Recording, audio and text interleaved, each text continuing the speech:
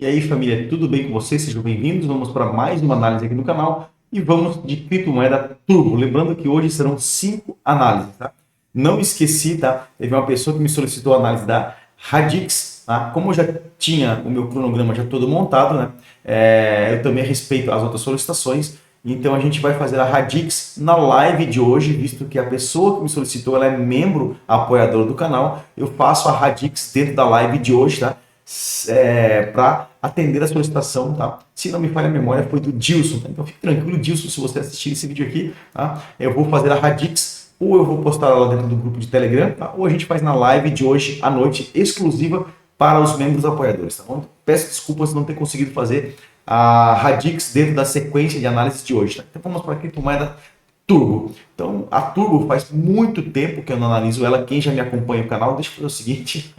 Essa Fibonacci aqui, atravessando as linhas aqui, me dá uns 1000 tipos de ruim. Tá? Quem me acompanha já sabe que eu costumo printar a tela do último vídeo para tentar entender o que aconteceu com o ativo, se ela performou ou não, conforme nós analisamos. E em tese, ela performou como nós analisamos. O que ela acabou foi aqui violando um pouco esse canal aqui, como vocês podem ver, tá?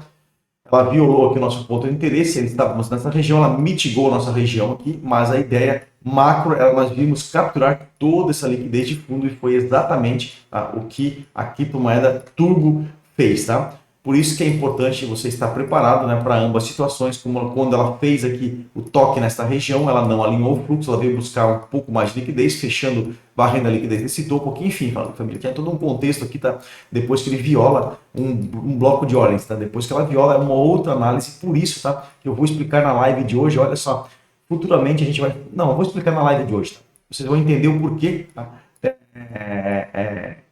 Enfim, quando viola blocos de ordem, a gente vai explicar hoje dentro da live exclusiva para os membros, tá? Então, ela performando aqui, conforme nós analisamos, por quê? Porque a análise macro do ativo, ela fazer a captura dos fundos, tá? Ela não aparece aqui, porque é só vocês pularem lá no vídeo 229, vocês vão ver, tá? Esse vídeo que eu estou gravando agora é o 544, mas muitos vídeos atrás. Vocês podem ver que nós anotamos aqui esse fundo e a captura desse fundo era plausível de acontecer e foi exatamente o que aconteceu. Quem vive de passado é museu. Agora vamos para a análise aqui do ativo, tá?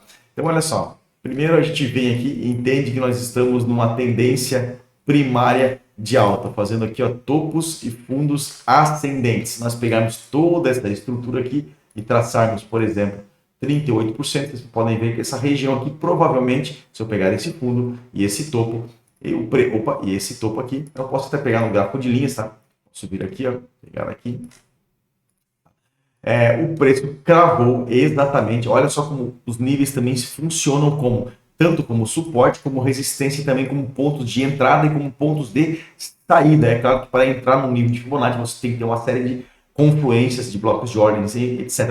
Bateu no nível, já vou entrar. Não é assim que funciona. Você pode ter visto aqui, depois de pronto é fácil, né, família? Poderia muito dizer para você, daria para ter entrado aqui. Não é assim, vocês sabem que eu não sou, né, não sou esse tipo de analista, né? Mas só para vocês verem como o mercado, o que eu quero mostrar para vocês é como o mercado respeita, tá? Os níveis de Fibonacci. É impressionante o nível de precisão dos níveis de Fibonacci. Então imagina se você tivesse comprado aqui, né, vendido aqui nessa região, ou seja, num short, né, aqui seria um belíssimo ponto de entrada. Só estou só mencionando só para exemplificar os níveis de Fibo, tá, família? Então olha só por quê. Porque tínhamos uma bela ineficiência aqui, preço cravou no bloco de ordens aqui, ó. Então o contexto para o preço parar nessa região, justamente com o bloquinho de ordens aqui em cima, tá? Olha só onde é que o preço veio, cravou exatamente dentro desse, que no caso, na verdade, não é um bloco de ordens quebrado, nós chamamos de break block. Por que break block? Porque aqui é um bloco de ordens, então aqui, por exemplo, ele era uma resistência para o preço fazer esse movimento. Como ele violou o bloco de ordens, ele se torna um breaker block, tá? Então ele violou e depois ele se torna um breaking block, no qual o movimento veio junto com o Fibonacci. Olha como tem contexto para o preço parar nessa região. Por quê? Breaking block com nível de Fibonacci, né? Então ele veio parar exatamente nesta região aqui, tá? E a gente vamos mapear, família, vamos fazer um mapeamento. A gente pode ver aqui que nós temos uma ineficiência, tá? Aqui, que é um FVG, e o mercado tende a buscar essas ineficiências, tá? Então a gente vai botar aqui que ele é um FVG do W1, vamos só mapear aqui, a gente pode entender que nós temos a máxima do mês já capturada e temos a mínima do mês capturada. Então, nós temos aqui uma nova estrutura. Aqui. Tendo essas informações, a gente vai navegar pelos time frames menores, tá? Para a gente estudar aqui esse miolo aqui. E como se você não assistiu o vídeo do Bitcoin, assista, porque a probabilidade do Bitcoin, né, como o STT ele vai performar peso positivamente, as altcoins elas tendem tanto as altcoins como o Bitcoin a corrigirem um pouco mais, ou seja, caírem um pouco mais. Então é plausível que a Turbo ela venha trabalhar neste intervalo aqui de ponto 0041771 a 23, é claro que é um intervalo, dentro desse intervalo do FPG aqui, a gente vai refinar para D1 diário, 4 horas, etc. Tá? Como eu falei aqui, é um mapeamento somente. Então a gente vem aqui para o D1 e a gente pode entender que nós também temos aqui algo que nós chamamos de, acabei de explicar isso dentro do vídeo do Bitcoin, tá, família? Que é algo que nós chamamos de inside bar. Olha só. O que é o inside bar? O inside bar são candles, um candle dentro do outro. Vocês podem ver que esse candle aqui está dentro do candle verde e esse candle verde dentro do candle branco. Poderia ser candle roxo, amarelo, verde, qualquer cor, família. Não interessa a cor. Interessa a história que o candle está contando. Como assim história? Isso também é assunto para uma próxima oportunidade. Só para a gente... como assim história? Né? Só para terminar aqui, para não deixar no vácuo, né? Quando a gente tem mais pavio do que corpo, por exemplo, de cima para baixo, a gente entende que a força da oferta está mais forte do que a demanda, tá? Ou seja, a força de venda é muito mais forte do que a força da compra. Então isso é a história que não é isso, né? É só para a gente contextualizar aqui.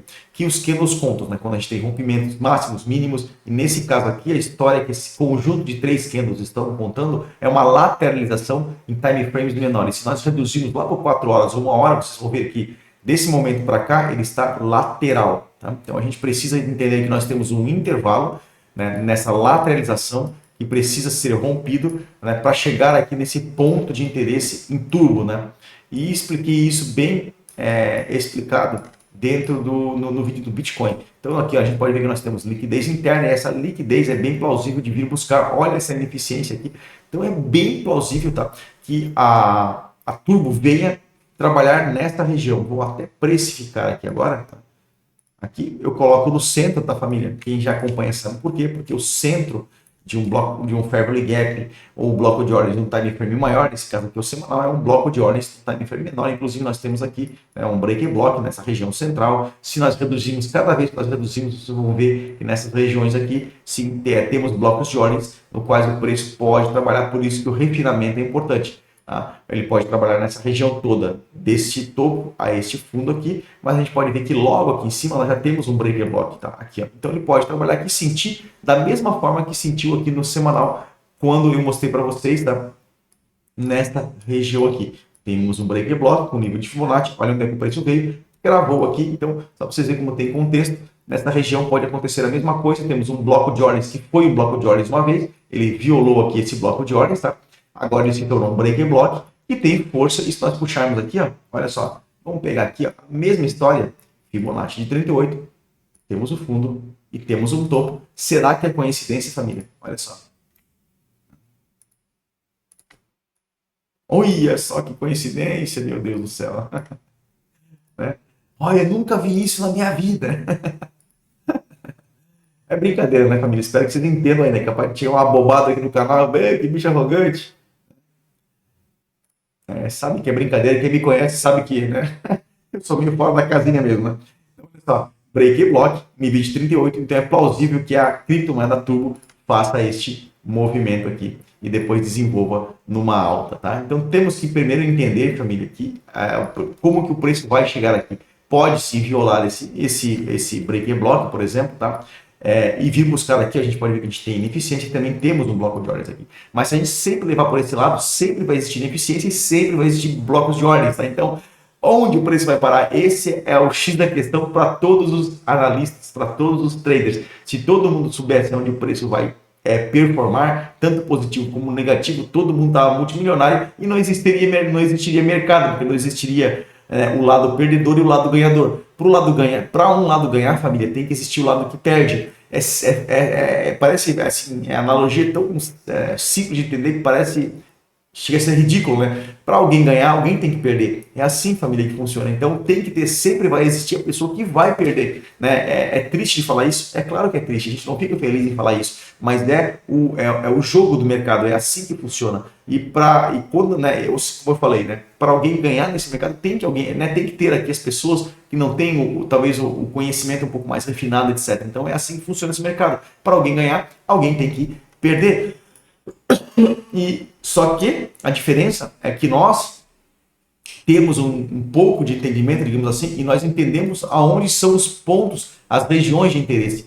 Se chegar aqui, eu vou sair fazendo trade? Não, família. Ele tem que chegar aqui nessa região, nesse ponto de interesse e acontecer outros fatores para você, ou seja, ele tem que se enquadrar dentro do seu modelo, no caso também tem o meu, né, modelo de operacional para você surfar aqui, né, uma tendência de alta. Pode ser que ele nem venha buscar esse bloco de ordens aqui, pode ser que ele faça apenas um pullback aqui, corrija aqui num bloco de ordens. Por isso que eu tenho que falar para vocês como que ele vai chegar aqui. Ele pode chegar, por exemplo, deixando muita ineficiência. Por quê? Porque ele chega aqui, fecha a ineficiência e volta aqui a fazer uma correção buscando esse bloco de ordens. Então, sempre quando ele chega num ponto de interesse, a gente tem que entender, opa, peraí, como que ele chegou na nossa região de interesse. É isso que a gente tem que ter essa percepção, tá? Não é só bateu aqui, saiu subindo, tá?